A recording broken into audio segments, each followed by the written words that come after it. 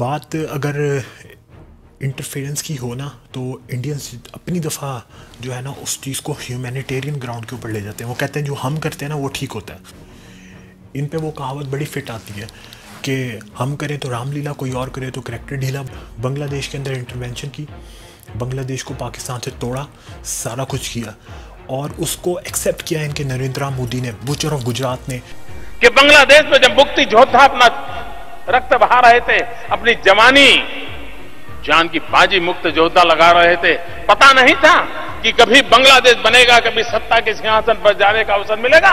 एक अमर सोनार बांग्ला का प्रेरणा थी, बंगबंधु का नेतृत्व था और हर बंगाली मरने के लिए तैयार हुआ। उन 71 के दिनों को याद करें, हमारी आने वाली पीढ़ी को बताएं कि हम ही तो वो लोग थे। वो एक एक मुक्ति योद्धा, आज यहां मुक्ति योद्धा यहां बैठे हैं, मैं उनको नमन करता हूं।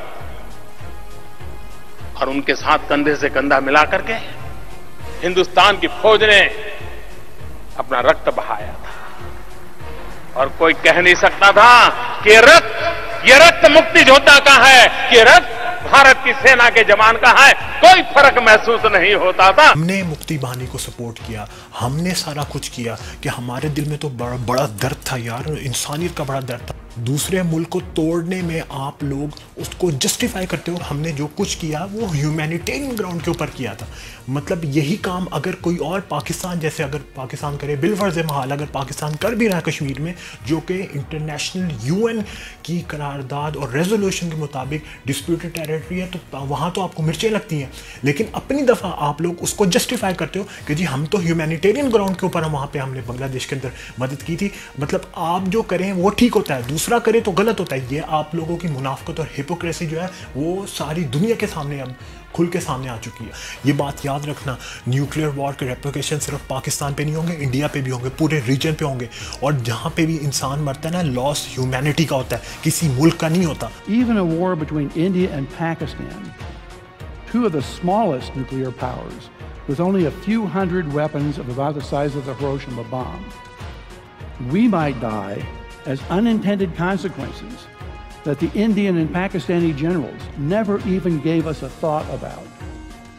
My colleagues Luke Oman and Alan Roebuck calculated the spread of smoke after a war between India and Pakistan.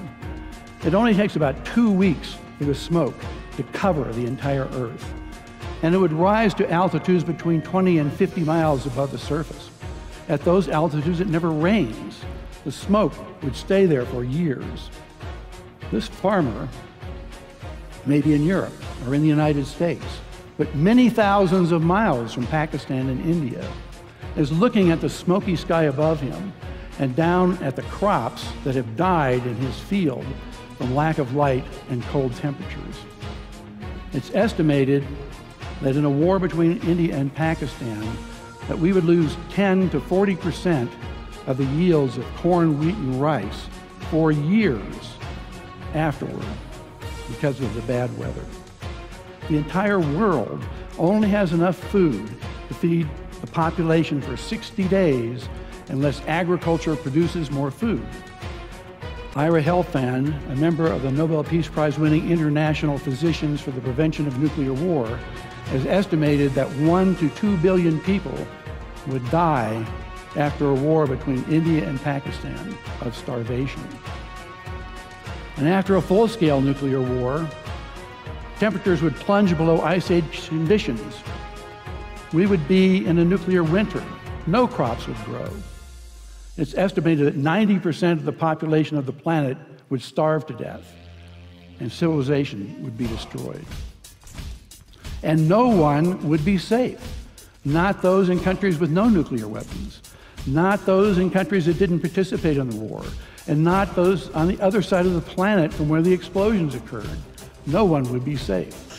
71 की जंग जो हुई थी उसमें सिर्फ पाकिस्तान इसलिए वो डिफीट हम एक्सेप्ट करते हैं, उसकी वजह ये थी कि ईस्ट और वेस्ट पाकिस्तान के दरमियान में दुश्मन पड़ता था। अगर वो ईस्ट वेस्ट पाकिस्तान के साथ होता तो देखते किस तरह इंडिया पाकिस्तान को तोड़ता। इंडिया ने बंगाली भाइयों के जज्बात को इस्तेमाल करते हुए एक्सप्लॉइट किया और उनको पाकिस्तान से अलग किया। अपनी दफ़ा आप लोग रोते हो हैं, अपना खालिस्तान का याद नहीं आता, अपना जो 7 सिस्टर स्टेट्स के अंदर जो हो रहा है वो याद नहीं आता, अपना नागालैंड याद नहीं आता। दूसरों की दफ़ा तो जो है वो कहते हो कि जी पाकिस्तान में घुस के ये सब कुछ करना चाहिए। मतलब तुम लोगों के अंदर अब भी इतने बेशर्मी है कि अपनी दफ़ा तो तुम लोग कहते हो कि जी हमें घुस जाना चाहिए पाकिस्तान के अंदर, और हम दूसरे की दफ़ा तुम कहते हो कि जी प्रोटोकॉल्स का ख्याल रखें। इंडिया पाकिस्तान के ऊपर अगर हमला कर सकता है ना तो वो सिर्फ बॉलीवुड की किसी फिल्म में कर सकता है, रियलिटी में उसमें इतने गट्स नहीं है। और स्पेशली जब 1999 के बाद पाकिस्तान ने न्यूक्लियर टेस्ट किए, इसके बाद इंडिया की मजाल नहीं है कि वो ये बात करे कि पाकिस्तान के ऊपर हमला करे। उसको पता है कि इसके कितने एडवर्स इफेक्ट होंगे इंडिया की इकॉनमी के ऊपर, इंडिया के फ्यूचर के ऊपर। पाकिस्तान के जो लोग हैं ना, जब वो वोट डालते हैं वो इस चीज़ पे नहीं डालते कि ये कौन एंटी इंडिया और कौन एंटी इंडिया नहीं है। हम लोग इस चीज़ पे नहीं डालते वोट। हमारी सोच आप लोगों से बहुत आगे जा चुकी है। हम लोग इस चीज़ पे अब मैटर ही नहीं, हमारे लिए ये चीज़ मैटर ही नहीं करती। लोग पूछते हैं इस बंदे ने मुल्क की प्रोग्रेस के लिए क्या काम किया, क्या इसने मुल्क की तरक्की करवाई है, क्या इसने काम किया मुल्क के लिए, हम क्यों उसको वोट डालें। इसी वजह से जो पाकिस्तान के अंदर 4-4, 6-6 दफ़ा जिन्होंने बारियां ली वो आज अपोजिशन में बैठे हुए हैं। आप लोगों के मुल्क के अंदर मसला ये है कि इंडिया के अंदर अगर वोट लेने हैं तो एंटी पाकिस्तान नारे के ऊपर वोट मिलता है। पाकिस्तान को गाली दो, वोट लो। कश्मीर की रही जहाँ तक बात, तो याद रखो कश्मीर इंटरनेशनल UN की रेजोल्यूशंस के रोशनी में डिस्प्यूटेड टेरिटरी है।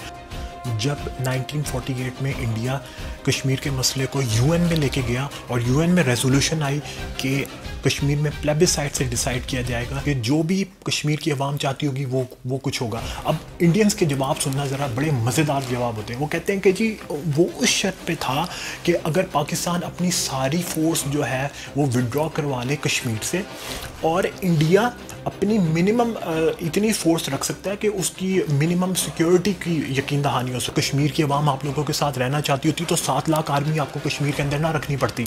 7 लाख आर्मी आप लोग कहीं और डिप्लॉय करते, कश्मीर में डिप्लॉय ना करते। पुलवामा अटैक है ना, ये अटैक नरेंद्र मोदी ने करवाया। उसकी वजह मैं बताता हूँ। देखो, जब कत्ल होता है ना तो पुलिस इन्वेस्टिगेशन कहाँ से शुरू करती है कि इसके मर्डर से किसको बेनिफिट होता है, फाइनेंशियली या किसी भी और लिहाज से इसके मर्डर से किसको फ़ायदा होता है, तो वो इन्वेस्टिगेशन वहाँ से शुरू करते हैं। और मोस्ट ऑफ द टाइम वही बंदा होता है जिसको बेनिफिट हो रहा होता है, वही मर्डर में भी इन्वॉल्व होता है। पाकिस्तान को कोई ज़रूरत नहीं है इस वक्त किसी ऐसे मिस एडवेंचर के अंदर शामिल होकर अपनी रेपुटेशन ख़राब करे। पाकिस्तान इस वक्त अपनी इनर स्टेबिलिटी की तरफ काम कर रहा है। पाकिस्तान अपने इकोनॉमिक रिफॉर्म्स के ऊपर काम कर रहा है। इन सोल्जर्स की किलिंग का फ़ायदा किसी और को नहीं हुआ सिवाय नरेंद्र मोदी को हुआ। उसकी वजह यह है कि नरेंद्र मोदी 3 स्टेट्स, जो राजस्थान की, छत्तीसगढ़ की और मध्य प्रदेश की 3 स्टेट्स हार चुकी है बीजेपी। इसलिए उन्होंने कुछ ना कुछ करना है अपने पॉलिटिकल रिवाइवल के लिए, अपने आप को दोबारा सेंटर के अंदर लाने के लिए वो कुछ भी करेंगे।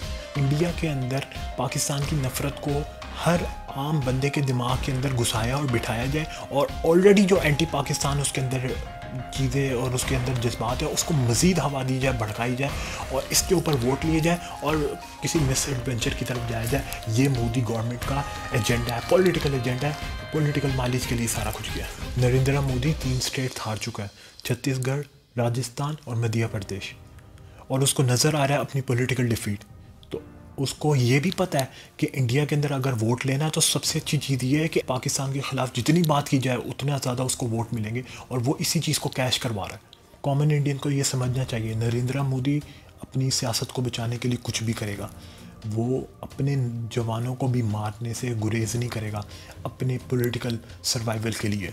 और ये बात आज नहीं तो कल खुलेगी ज़रूर। जाते हुए एक बात करूँगा, जंग किसी मसले का हल नहीं होती, करनी एंड में डायलॉग ही है।